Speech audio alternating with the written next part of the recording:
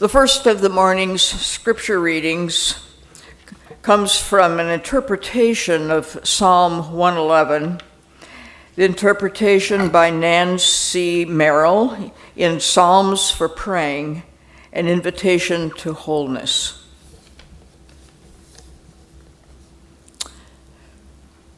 Praise the beloved, O my soul. I will give thanks to you with all my heart. To all who will listen, I will tell of your goodness. Wondrous is creation, great builder.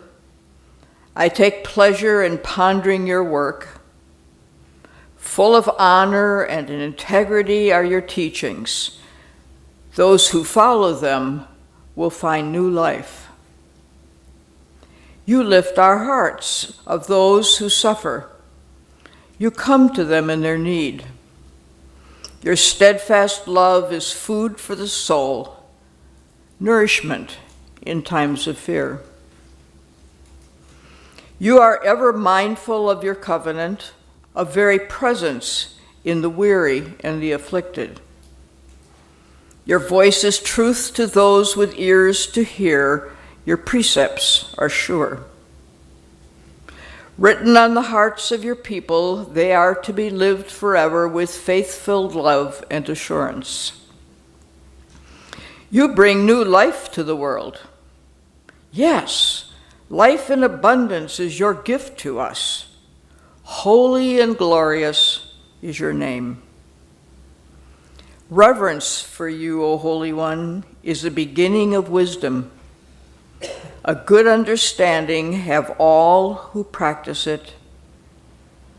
Your spirit endures forever.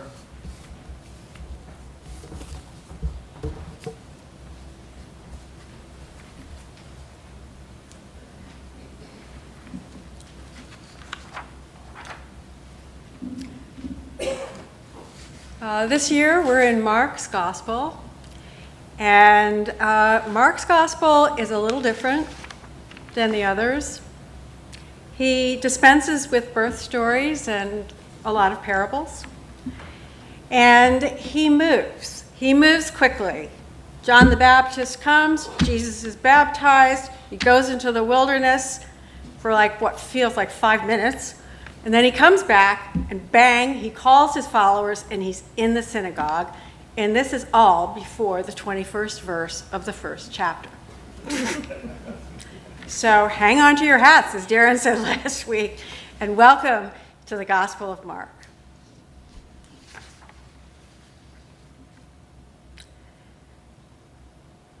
They went to Capernaum, and when the Sabbath came, he entered the synagogue and taught. They were astounded at his teaching, for he taught them as one having authority, and not as the scribes. Just then was in their synagogue a man with an unclean spirit, and he cried out, "What do you have to do with us, Jesus of Nazareth? Have you come to destroy us? I know who you are, the Holy One of God." But Jesus rebuked him, saying, "Be quiet and come out of him." And the unclean spirit, convulsing him and crying with a loud voice, came out of him. And they were all amazed, and they kept on asking one another, "What is this? A new teaching? With authority he commands even the unclean spirits, and they obey him." At once his fame began to spread throughout the surrounding region of Galilee. Listen to what the Spirit is saying to the church.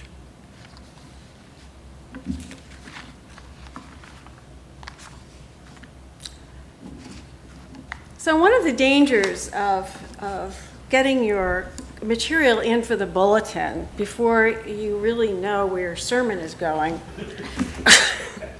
is that you have to give it a title. I am notoriously bad at this. The title usually finds its way to Katie on Thursday night or Friday morning. And once again, my thoughts took a different direction than what I thought they were, and this happens often. Your pen just goes somewhere else. So I'd like to rename the sermon, Whose Authority? So we have just heard Mark's compelling illustration of the authority of Jesus in action. It does not involve many contemporary associations with authority. It is made up of something else entirely. Somehow, when placed in the person of Jesus, authority takes on new meaning and becomes something we can trust to invite into our own lives. Jesus' authority is a new teaching, one in which we can participate in spite of our imperfections and vulnerabilities. However, authority in our world remains connected to power and to control. We fear the wearing away of democracy and the rise of authoritarian governments. We see its seeds coming to fruition in many places. And let us not forget what is happening in our own country. So let's take a look at authority, what it means, to whom we grant it, and why. Now, question authority. How many of you remember that? It was a bumper sticker thing, right? The phrase was common in the late 60s and 70s. It was a mantra of my generation and maybe of yours, a generation of adolescents and young adults whose expectations of leadership and institutions were tested and sorely diminished in the face of the Vietnam War, Selma to Montgomery, misogyny, assassinations, homophobia, Kent State, and Watergate, just for starters. For some, it led to cynicism and despair and withdrawal for the world. Others rebelled and tried to take action against these authorities. And a lens of suspicion began to filter our views and our reviews of those who were in authority, of those who claimed authority. Presidents, governments, religious leaders, college administrations, high school principals, the military, the police, older straight white males, all these authorities who made themselves inaccessible, took power at the expense of others, and seemed addicted to control. As Shakespeare wrote, man, proud man, dressed in a little brief authority. Definitions of authority in the Merriam-Webster dictionary include power to influence or command thought, opinion, or behavior, persons in command, experts. And these days our minds might go to authoritarian when we think of political ideology and those in fairly recent history and today who might represent the specter of totalitarianism. Authority may be taken or assumed by any person, group, or institution, but isn't there a sense in which we give over authority? We give it away to them. The reasons for this, as you know, are many. Fear of retaliation and abuse, cultural pressure, feeling trapped, especially economically, and perhaps most deadly, complacency. To whom or what do you give authority in your lives?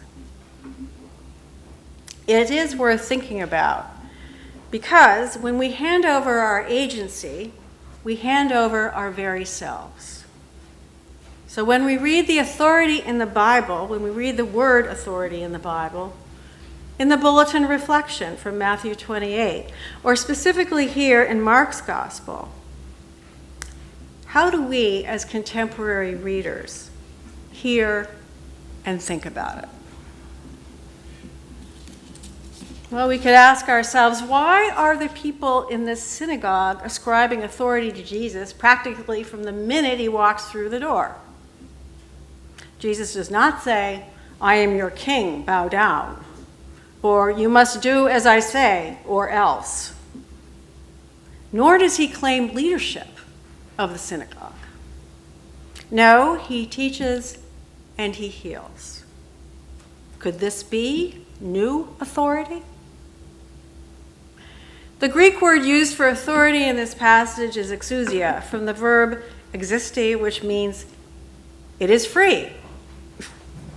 It can also have a connotation of power, what one commentator calls sovereign power, sovereign freedom. And Jesus is not beholden to anyone in this synagogue, but only to God. His authority is not granted in the earthly terms we think of. No, it is granted in divine terms. His authority comes from God and not from this world. So in this context, Jesus' authority, as contrasted to the scribes, is a power to speak freely, to do a new thing, without regard for the traditions that bind the scribes in the synagogue. It is indeed a new teaching. As his listeners exclaim, and wrapped up in this passage are Mark's purposes for his gospel. Mark witnesses to the kind of authority Jesus represents by his new teaching and testifies that Jesus frees us from forces that possess us and keep us from wholeness. We may not know how to think about the demons that appear here or the demonic in our time, but in Jesus' time it was associated with incurable illness, not being in one's right mind. Contemporary interpreters have speculated that biblical demons were actually untreated epilepsy or sorts of mental illness.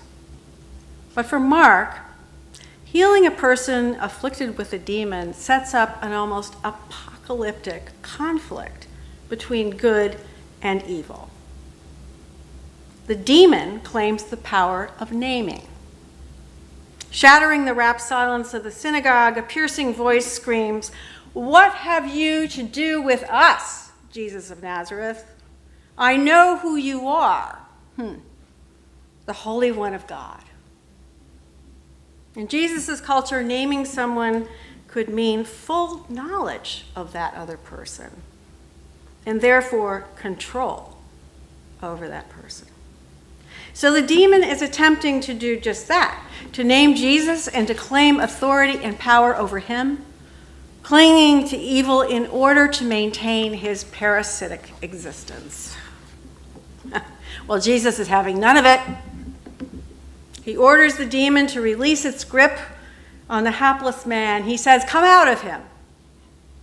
And the conflict is over as quickly as it began. Demonic forces have no authority over Jesus. It is a demonstration of his healing power, a healing power which is witnessed in amazement by the onlookers and becomes a story which is carried out into the surrounding countryside and even to us today.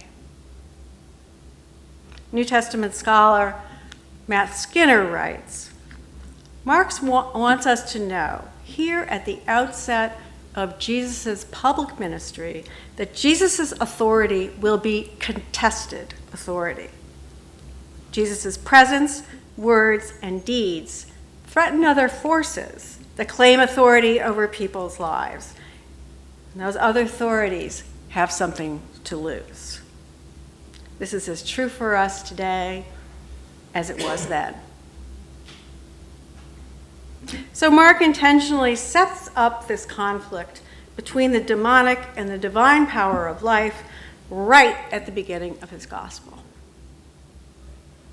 The demon here is the first of many in Mark's witness to proclaim who Jesus is, to name him. And in the blink of an eye, Jesus eliminates the demon and heals his victim. There will be no question of authority here. This is what Jesus came to do, to heal the world, to release everything and everyone captive to unclean spirits in whatever form they take. He still comes to teach us how to heal ourselves and our relationships with others, and by extension, the entire web of creation. He asks us to be more than amazed or astounded by his words and deeds. He asks, even commands, us to follow him in faith in the overturning of the death-dealing ways of the world. And isn't it incredible how we manage to get in the way? I think that word possessed has something to do with it. Whatever possessed you to do that, we hear, implying that whatever you just did is unlike your normal behavior, and something other than you has temporarily taken you hostage and made you act in a way that baffled, perhaps even shocked others. And it may have been harmless, like a usually compliant student shooting a paper airplane over a boring class. Or it might be more destructive, a betrayal of trust that results in conflict and even war. Some of us are self-possessed, not in the sense of poise or self-confidence, or even that could be hiding a demon or two, but in the way we are held in thrall to ourselves, our opinions, our irrational but unassailable theories about what is right and therefore what is wrong.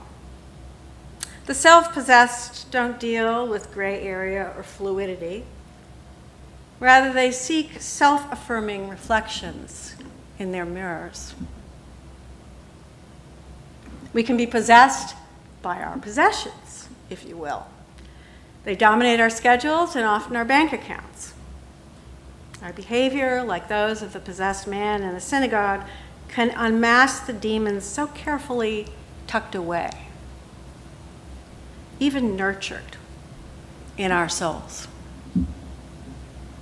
Our demons know us and they name us.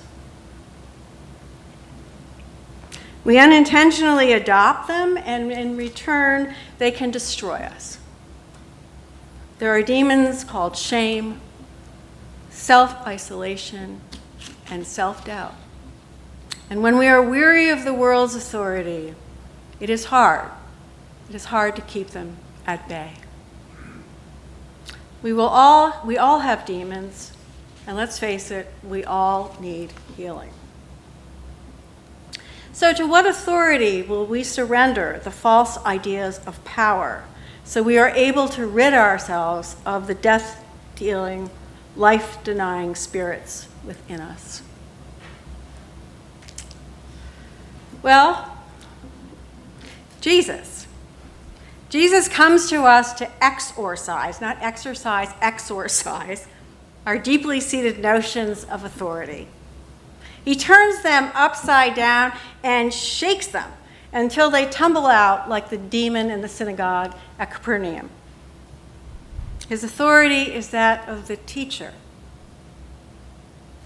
the healer, the servant leader, the one who takes the risk of sharing his servant power with the church, with us, so that we might be servants of the world in his way, a way that courageously demonstrates the power of love. It is a tall order. Yeah, it's a tall order. But it is nevertheless the reason the community of faith exists. And we would do well to remember that we are not in this alone. We have each other, and we have Jesus. So lead us on, Jesus of Nazareth, and show us the way. Amen.